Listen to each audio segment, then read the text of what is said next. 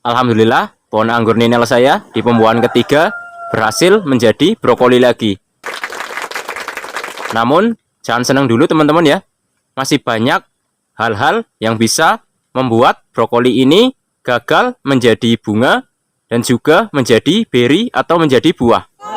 Jadi, berikut adalah hal-hal yang memungkinkan terjadinya gagalnya pembungaan atau gagalnya brokoli menjadi buah. Jadi, ikuti terus videonya, jangan di-skip ya. Assalamualaikum warahmatullahi wabarakatuh. Kembali lagi bersama saya Ferry di channel Bapak Kefatir Nurseri. Pada kesempatan kali ini, saya mau ngasih tahu teman-teman tentang apa saja yang bisa membuat brokoli anggur ini gagal mekar dan juga gagal menjadi buah. Ya, jadi untuk yang pertama itu ini yang sering saya alami di kebun saya ya.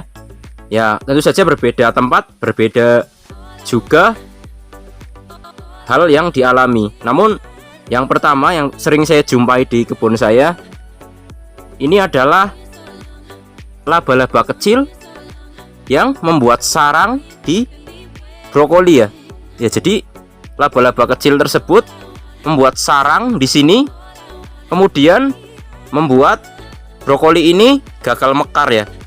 Jadi pada saat laba-laba kecil tersebut membuat sarang di sini, ini akan membuat brokoli ini tidak jadi mekar, melainkan nanti akan kering karena tertahan dengan sarang laba-laba tersebut ya. Laba-laba tersebut seperti ini bentuknya. Nah, bisa dilihat. Nah, ini seperti ini dan kawan-kawannya ini kita basmi dengan cara harus kita temukan kalau bisa ya, terus kita matikan saja. Ini sangat mengganggu sekali teman-teman ya. Ya, intinya sejenis ini dan yang lainnya ya, ada juga yang jenisnya lain namun sama ya, biasanya membuat sarang dan juga membuat gagal mekar ya, atau gagal menjadi buah. Kemudian bagaimana cara penanganannya? Kalau saya biasanya seperti tadi, untuk laba-labanya ini saya cari dulu sampai dapat. Kemudian untuk sarangnya ini kita bersihkan, bisa menggunakan katembat seperti ini atau menggunakan apapun. Yang penting untuk sarangnya ini harus bersih, karena kalau sarangnya ini tidak kita bersihkan, nanti seperti yang saya bilang di awal tadi, ini tidak akan terjadi pemekaran ya, dan juga ini akan menghambat proses penyerbukannya. Intinya ini akan gagal menjadi bunga dan otomatis tidak akan menjadi buah. Jadi untuk caranya ini bisa kita cari laba-labanya atau sejenisnya yang sering membuat sarang di sini. Kita temukan, kemudian kita musnahkan. Lalu untuk sarangnya ini kita bersihkan menggunakan katembat atau yang lainnya, yang penting bersih. Karena kalau tidak kita bersihkan, nanti tidak akan terjadi pemekaran bunga dan cenderung akan menjadi kering. Ya, jadi serangan pertama itu adalah serangan laba-laba. Jadi jika di tempat teman-teman mengalami hal tersebut, itu saran saya ya gitu ya. Jadi laba-labanya teman-teman cari, kemudian untuk sarangnya teman-teman bersihkan. Kemudian yang kedua adalah serangan jamur ya teman-teman ya. Jadi kalau saat brokoli seperti ini terserang jamur, itu biasanya pasti kering ya, dan tidak akan mekar dan juga menjadi buah ya. Ya, pada saat sudah mekar pun dan juga sudah menjadi beri pun, terkena jamur ini juga kebanyakan gagal ya. Tapi untuk antisipasinya tentu saja tidak bisa kita gunakan fungisida ya.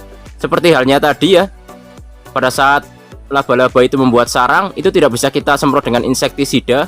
Kenapa begitu? Karena pada saat kita semprot fungisida dan insektisida, brokoli anggur ini juga akan kering. Paling cara penanganannya biasanya jamurnya biasanya menyerang daunnya dulu ya. Jadi kalau misalnya ada daun yang terkena jamur, ini segera saja dibuang. Paling begitu caranya teman-teman ya. Kalau disemprot fungisida, brokolinya ini nanti malah akan menjadi kering. Karena memang pada saat fase seperti ini, fase brokoli, sampai nanti fase pemekaran bunga dan juga beri kecil, ini tidak dianjurkan untuk menggunakan fungisida dan insektisida. Jadi paling kalau terkena jamur paling caranya seperti itu. Kalau ada jamur yang terserang jamur, segera saja dibuang. Ya, jadi yang pertama tadi yang membuat gagal brokoli ini mekar atau menjadi buah, itu tadi adalah serangan laba-laba kecil yang membuat sarang, yang membuat brokoli anggur ini gagal mekar. Yang kedua adalah serangan jamur ya. Ya, kemudian yang tidak kalah penting adalah media tanam ya. Jadi media tanam ini hubungannya dengan penyiraman ya. Jadi usahakan pada saat anggur kita sedang fase brokoli ini untuk media tanam jangan sampai kekeringan. Ya, jadi jangan sampai kekeringan. Ini juga biasanya membuat brokoli anggurnya ini salah satu juga menjadi kering ya. Jadi untuk media tanam jangan sampai kekeringan. Tapi jangan juga terlalu kebanyakan air ya, atau terlalu basah ya. Jadi untuk penyiramannya ini cukup 2 sampai 3 hari sekali ya. Kita lihat cuaca saja. Apalagi kalau hujan ya, biasanya ada air hujan yang masuk meskipun menggunakan mini greenhouse. Ini saya biasanya hanya 3 hari sekali ya. Ya, pokoknya kita perlu mengontrol untuk media tanam. Ini jangan sampai kekeringan dan jangan sampai kebanyakan air. Ini juga salah satu faktor yang bisa membuat gagalnya brokoli anggur menjadi bunga atau buah. Jadi kalau kekeringan ini bisa ikut kering untuk pohon, untuk brokolinya ya, juga kerdil.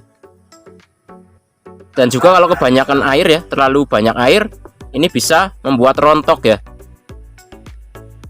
Ya, jadi karena saya pernah mengalami hal-hal tersebut, makanya saya bisa berbagi pengalaman ini pada teman-teman di rumah.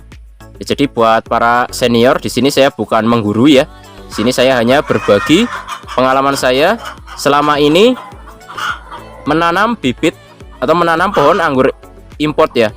Ya, jadi buat teman-teman di rumah, semoga video singkat kali ini sedikit memberi manfaat pada teman-teman di rumah. Ya, jadi buat teman-teman di rumah yang baru sampai di channel ini adalah channel pertanian yang kebanyakan membahas tentang anggur import ya. Jadi buat teman-teman yang mau belajar bareng bersama saya, jangan lupa like, subscribe, komen, dan share agar channel ini makin maju dan berkembang, dan agar teman-teman tidak ketinggalan info tentang bertani anggur ya, atau pengalaman saya di dunia pertanian anggur. Ya, kemudian ini untuk pemupukan ya. Pemupukan ini saya pada saat sudah brokoli ini hanya menggunakan KNO3 putih 1 sendok dan juga Karate Plus Boroninya juga 1 sendok. Jadi untuk MKP-nya ini sudah enggak. Kemudian untuk POC-nya saya tetap berikan ya. Jadi 1 minggu sekali. Untuk pupuk MKP dan juga Karate Plus Boroninya ini setiap hari Minggu. Kemudian untuk POC-nya ini setiap hari Rabu atau Kamis. Ini rutin 1 minggu sekali untuk POC-nya ya. Ya, jadi itu saja video kali ini teman-teman ya. Semoga bermanfaat. Wassalamualaikum warahmatullahi wabarakatuh. Salam pengangguran dari saya Ferry, Purwokerto, Jawa Tengah.